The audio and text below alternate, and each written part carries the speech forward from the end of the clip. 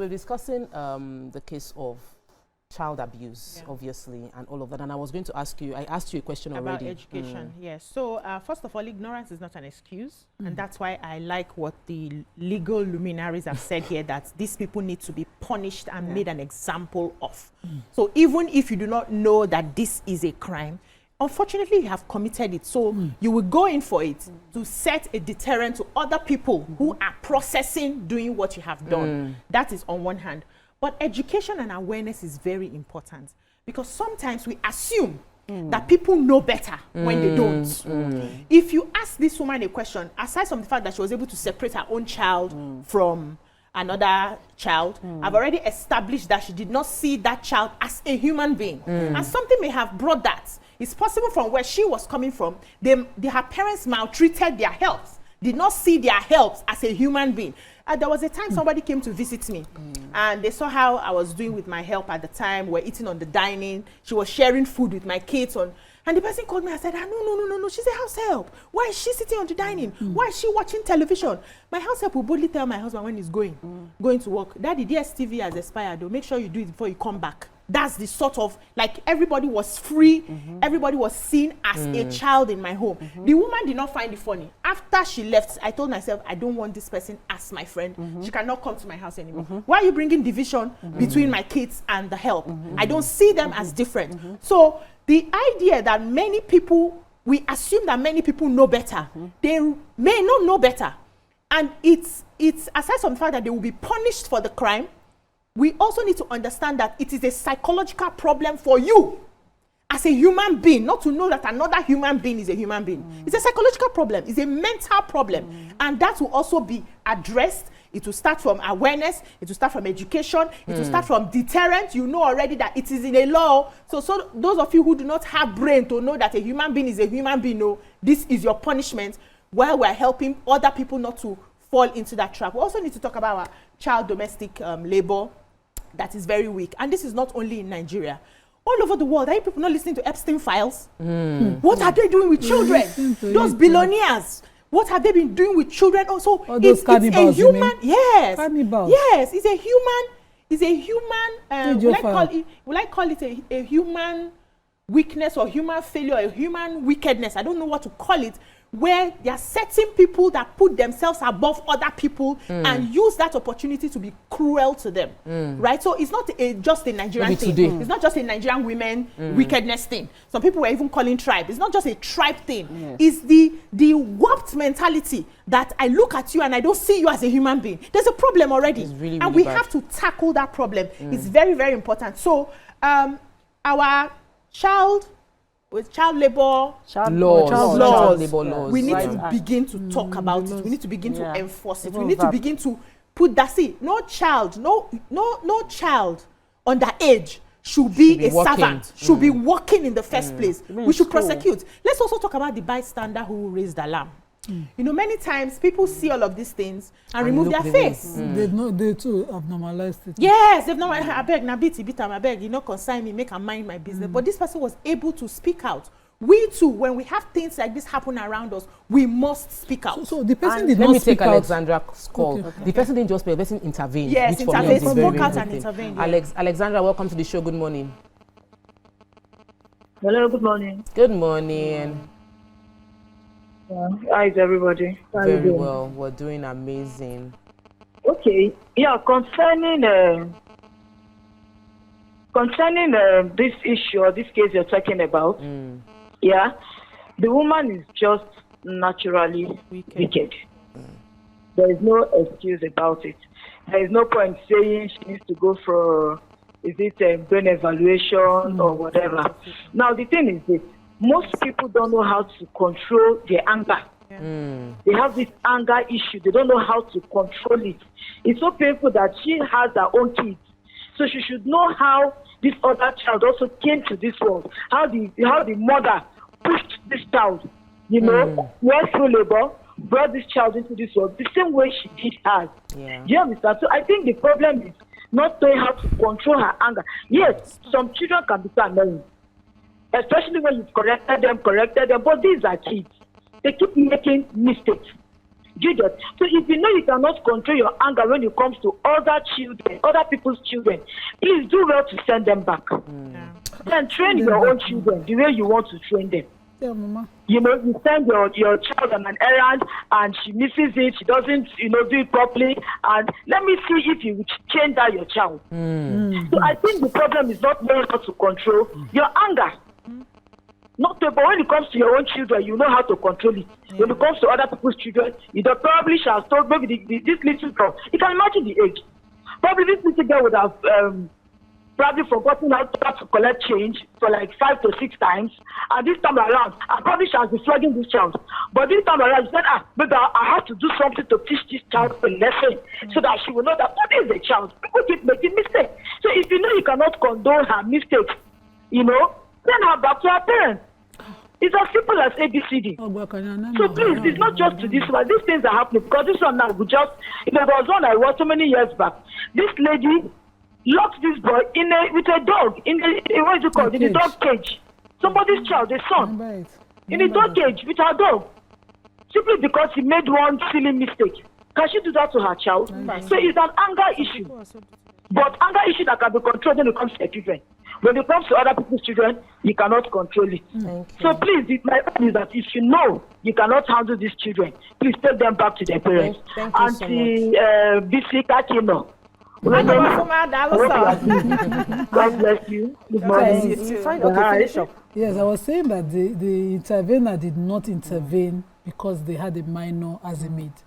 She intervened because a human was changed. She heard the cry. And what she saw, she was shocked at the inhumane treatment that she met, the undignified conditions. So our chapter 4 of our constitution protects all human rights, including the right to dignity. And to change somebody not only limits them, taking away their rights to liberty, but that right to human dignity. I will break you, I will crumble you kind of mentality is what we see all the time in this. This is making you go on. And you need to pair the wickedness with the ignorance. Why do I say that? Because we just assume that every child should develop, their brain should develop at the same pace. There are children that are naturally slow. That you can send message, they forget because their brain. Some people have ADHD. People have people have so many disorders. And so when you're ignorant, you think that this child is being stubborn, or your ear, they hear you in TK, you don't listen. But the child really is not. They can't comprehend the 2 sentences at the same time. Their brain is not putting at the space it's supposed to, at the rate it's supposed to. So when you pair the wickedness plus the ignorance for you to notice whether there's actually a problem, right? So you add that, you keep that one side. Then, hey God, they now need to investigate this woman and now talk to that child and interview that child, because they need to now know if she can change that child, what other things has she been doing to this child and to her own children. Do you understand? This is just the beginning. Was that the reason they will not take the child back is because of the service they don't want to value when they treat that child. Is the service that child gives them. My grandmother, I used to quote that all the time. The child is in your house to provide you a service. You can't quantify. You can't afford it if you employed an adult. But now to give that child some kind of love or even treat them as with dignity is difficult for you. So send that child away and do that job yourself. So they don't go to them. So you see where the line is. That it's free labor, exploitation of any human. That's what it is. Basic. Even the things they are saying that send this person back home.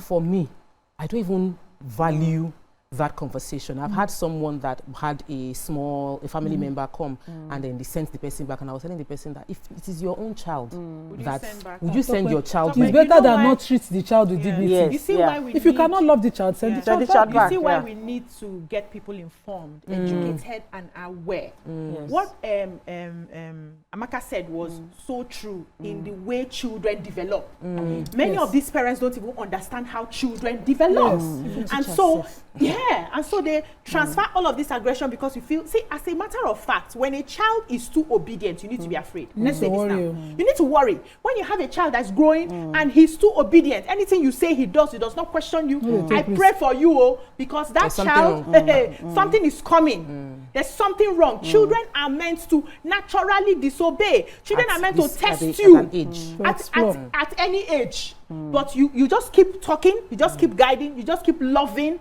and you keep redirecting their energy. Yes, no, you will still discipline. No, I'm not against discipline. No. At the discipline where I'm the queen of discipline. But you will discipline them in love. And not transferring the aggression of life on them. See, the only thing that will change the mind first is your neighbor is you. Let's get it clear. Your neighbor is you. The love you have for yourself is the love you should have for your neighbor, because there's really no separation between us. We're just carrying different faces, but we are one. If you see every human being as a human being, you will be upset. You will flog children when they misbehave, but you will not dehumanize them because you see them as human beings. And it's not only helps, they do this too. People do it to their own children. So if you say, let's not evaluate this person psychologically, the mother that is doing it to the child, I've seen a mother pour her own child hot water. What do they do to the woman? They can't control themselves. And also, when it comes to anger management, it's still a mental health issue. You're not able to control your emotions. That means your emotions are not finished forming as you were developing as an adult. You stopped somewhere. Maybe your own peak for 16 and you are 50-something. So once you are upset, you go back to, they are looking at a 16-year-old thinking it's a 50-something-year-old that's acting. You're acting out as a child. So we need mental evaluation, and education and also deterrence is just the way to self-development will help us to know yourself, to to admit certain things to yourself in the corners of your room. I had an easy raising of my first child. 4 years old, she was already doing journey. But we are still discussing with our bobo every day the same thing. You pick your towel, and still discuss. So do you lock that child up? Of course not. Once in a while you discipline, you put consequence, but to dehumanize, to break the spirit of the child. Thank you, ladies. This is such a sad story, and we've taken it several times. I'm grateful for the neighbor that stepped in. We hope to have more neighbors step in. Don't assume this is outright wickedness and just, or don't say it's not my business, move on. It's our business. All of us must be involved.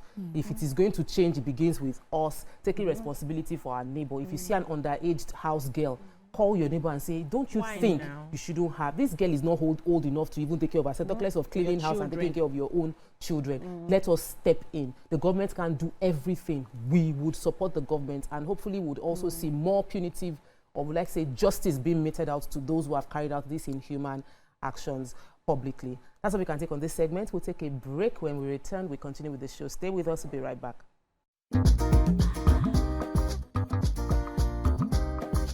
Stay tuned. Your View will be right back.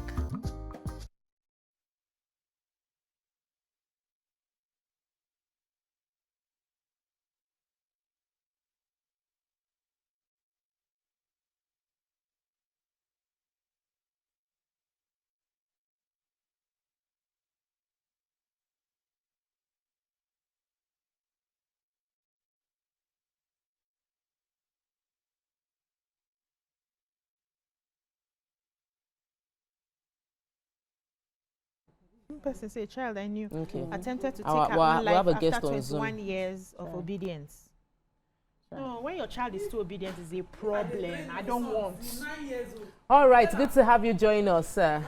Can you hear me? I used to think Kaimali, the little one, because she was different in personality, more empathic. So I used to think she was very Hello, can you hear me? Again, constantly show me. Hello. I go tell her go and do this. So I go, okay, mommy, go. Awesome. Oluseye Babashe. Is it Babashe or Babashe? She finished with it. She do. Oluseye Babashe. Oluseye Babashe. Okay, fantastic. I'll have to give her instruction 3 times before she moves. I'm happy. I want a very obedient child. Make it show me small scoring.